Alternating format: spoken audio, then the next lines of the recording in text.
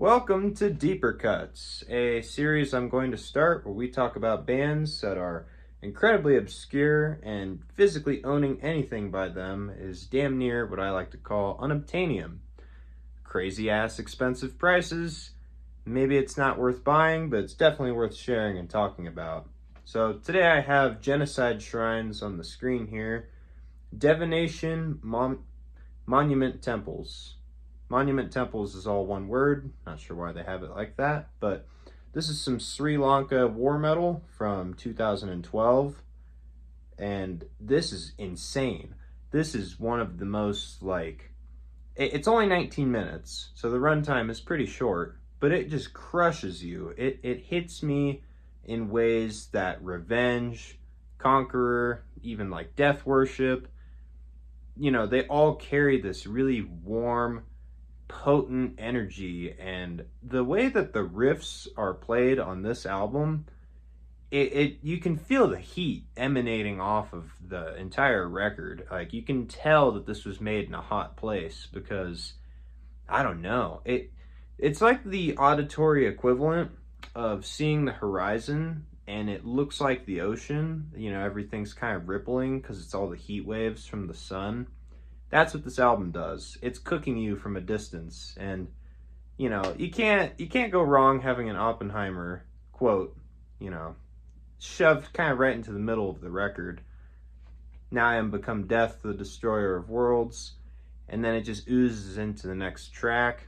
The vocals are barbaric, but I think the real highlight of Genocide Shrines is the riffing.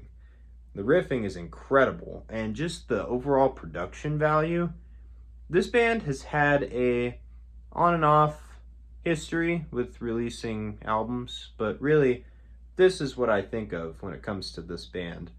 And I'm gonna call it an unobtainable because the CD, unlike Ossuary Insane right here, this was like $33. This CD is much shorter and it runs about 80 bucks, sometimes over 100. Same for the LP if you want an original, which there's only been one pressing on all three formats for this album. So maybe I'll get it one day. Maybe. I'm not shooting out the chance that I could, but for the sake of getting to just discuss it and share it, I'm not gonna wait until I can afford to buy every metal record ever fucking made to feel like I have the ability to share it, because this is something I love to jam. If I'm feeling that war metal mood, this is one that I will go to for sure. Much like Bestial Warlust, there's actually a lot you could put on the list. Goat Penis, don't take that out of context. There's lots of good bands, and Sri Lanka in particular might not be the place you would think you're going to find this kind of music. Same with Damar from Lebanon. The Middle East and Southeast Asia, surprisingly, really powerful music scenes in the metal realm, especially with war metal. There's a lot that's been going on, or it was, and now it's over. On the subject of this band, there's footage on YouTube of them playing concerts, and they are donning the typical war metal. They got the bullet belt and they have the masks, and they're just fucking cool. I mean, this is definitely a band for someone who's already into that genre.